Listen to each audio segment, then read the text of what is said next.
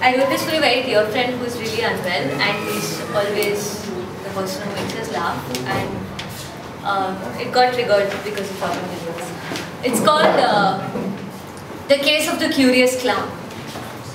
You are neck deep in trouble in front of your eyes. You can only see your way down until on that way you meet your friend who makes jokes without a frown. He has a chuckle for your every trouble, a wit for your every fit. He even has a punchline for every punch that life has repeatedly thrown at you. He listens to you, he makes you feel lighter, he absorbs all of your worries and wears them very proudly on the tip of his nose. He has a million friends, obviously, who keep shedding their troubles, their frustrations, and he carefully keeps collecting them and putting them on the tip of his nose. So much so that the tip of his nose has now taken the shape of a comically big, angry red ball. Oh, but look what he does with that ball of red. Oh, look, he is our class clown. That grin is his permanent limb. His words are like an electric bulb that light up many rooms dim. Oh look, he is the class clown. He falls on the banana peel to make us laugh and laughs at his clumsiness. Like a fool, he repeats all his mistakes, he falls, he slips, and he loses his sanity.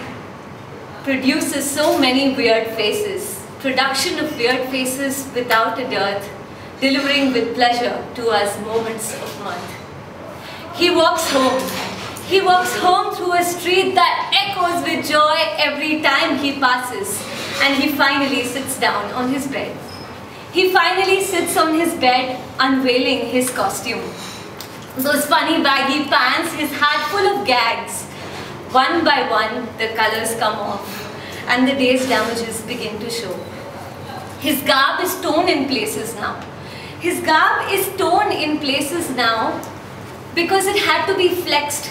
Because it had to be flexed so specially to deal with an extraordinary type of sadness today.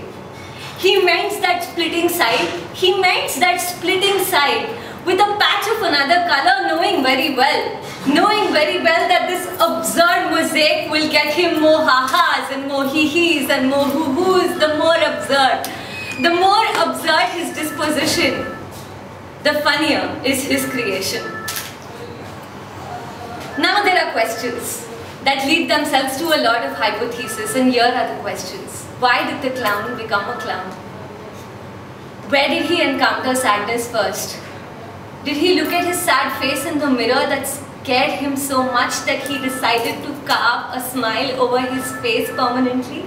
He carved a permanent smile over his face, his body, his gait and demeanor. What if just for one night he wants to go back to his original skin? What if just for one night he wants to wear his wardrobe of woe? What if one day the clown himself starts getting a fear of clowns? Who will rid him of his chlorophobia? Who will rid him of his own phobia? The case of the curious clown is this, that his own sadness one day will laugh his last laugh, that no one was around to make him laugh. Thank you.